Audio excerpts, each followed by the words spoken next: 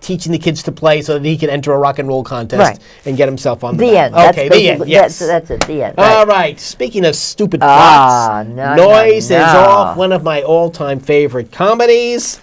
Which is also played with nothing on, which is the playbill that's within a playbill. Right.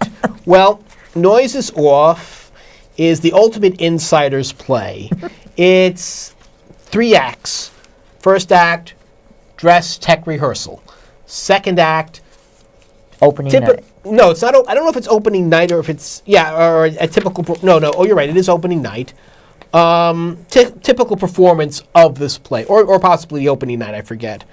I don't think it actually is. And then the third act is another typical performance after the play's been running for a while. But the second act is shown all completely from backstage. And it's a revolving stage, so you have the front for the first act, and then it turns around for the second act. This is the most choreographed play in existence, and must be, because the only way, this is a farce, and the only way to do it right is if everyone is on cue, is everyone is in the right place at the right time, especially during the second act, where it's all chaos, and that's where the comedy comes in. As a director of this kind of play, which is called a farce, yes, it's about the doors. If we could just get through the play tonight once for doors and sardines, that's what it's all about. Doors and sardines. Getting on, getting off, getting the sardines on, getting the sardines off. That's farce. That's the... So I take the sardines. Leave the sardines. You put the receiver back. Yes, I put the receiver back. Leave the sardine. And I leave the sardines. Leave the sardines. I put the receiver back and I leave the sardines. Right. We've changed that, have we, love? No, love. That's what I've always been doing? I shouldn't say that. Bag. What do you mean bag? Bag. Sardines! Sardines! Sardines! Sardines! Sardines! What bag? No bag.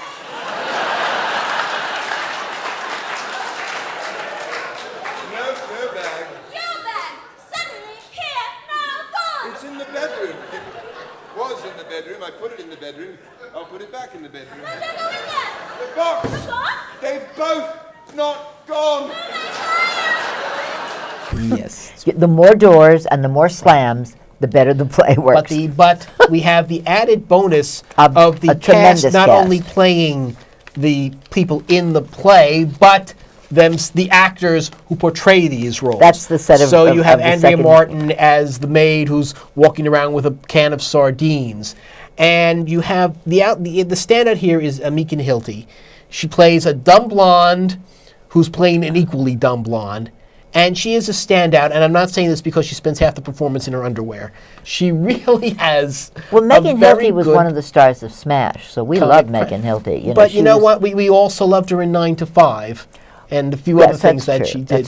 She Smash. Yes, and we love her for Smash, but we love her for this too. There are several standout performances in this. Even Campbell Scott, and who plays the director, and Tracy Chimo, who just plays the Poppy, the gal who. This one of the 2 stage managers. Yes, and Rob McClure. Halfway through the show, I went, "Oh God, that's Rob McClure, who starred as Chaplin a couple of years ago." Right. This is a truly ensemble piece. It has already won the Drama Desk Award for Best Ensemble the first time it was done. That was with not Dorothy this production. Dorothy Loudon. With Dorothy Loudon. And may yet again. It may win again, you think? It may win the Drama Disc again, yes. Be interesting. Right. Andrea Martin, however, is disappointing because, you think? well, understand the level that I am talking about. She is disappointing because she's Andrea Martin, and after seeing her recently in Act 1 and in Pippin, where she was brilliant, here she is adequate. You're right. You're absolutely right. So with Andrea Martin, anything below brilliant is adequate. No, I agree. There could be so much more to this role, and she's just, I won't say she's not, she gives a decent, respectable performance, but she's Andrea Martin, and I want more. Okay. And it's either the second or the third. I saw it in London, and it was directed by Trevor Nunn. So originally, yes. Originally, and now it's being directed by this guy Jeremy Herod, who did Wolf Hall. So he's obviously very gifted because he could do that, and then to come in and do this. And But I agree with, I wasn't thinking about that, but you're absolutely right. I had much higher expectations of her for this. But everybody else was so great that I didn't mind. Everyone else was wonderful. And the wonderful Daniel Davis, whom I adore, plays the loopy drunkard who's always drinking and getting lost and has to be found. Well, he's an old man. He's a thief who breaks into the house. Well, that's his character. Yes, that's his character. Yes, but he's a drink. As an actor, off he's stage, and he drunk. gets the role because of his relationship with Andrea Martin's character, who off stage is also one of the producers of the play, and she's, I won't say a big star, but a moderate star trying to kickstart her career. The one thing I miss is that in the original production, in the third act, Dorothy Loudon is literally kicked on stage. Andrea Martin just comes out. Oh, okay. But I don't this remember is that. highly recommended. I will give it, I think, 4 playbills. It was stupendous. I thought I would give it 4.5. Wonderful spoof of a typical British sex force. Yeah. I know you have directed sex forces. Well, only one. It was called No Sex Please We're British. Stage. Yes. But I did direct something called No Sex Please We're British, and it was about the Doors. And my actors were very disappointed until they realized that that they had to make the Doors work, and then they were happy. And then we said, cartoon time, and it worked. You can't get bogged down into reality with this. You can't. And the wonderful thing about Megan Hilty just doing whatever the lines are, no matter what's going on around her, is still. It won a Tony for Katie Finnegan when she did it. And I don't know whether they're allowed to give another Tony for the same role with different actors. Because it's a new production. I know. But so she may well. The scenes that they're going to show. So you would say Megan was a smash in the role? Oh, yes. Very funny. I went to see Bombshell. We talked about it. Remember I talked about that? I went to see it, and she was brilliant in that too. She was. Bombshell, on the other hand, well, maybe there's a reason it never made into Broadway, and that smash never made it past the second season. But whatever. No. All right. No. And on that note, when you go to the theater, look for Leslie and me. Us two on the aisle. On the aisle. Ladies and gentlemen, will you please take your seats? The curtain will rise in 1 minute.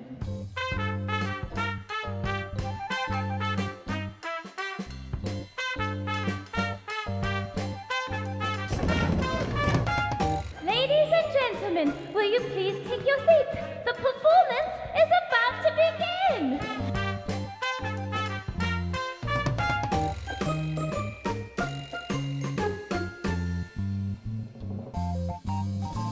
Ladies and gentlemen, will you please take your seats? The curtain will rise at any moment.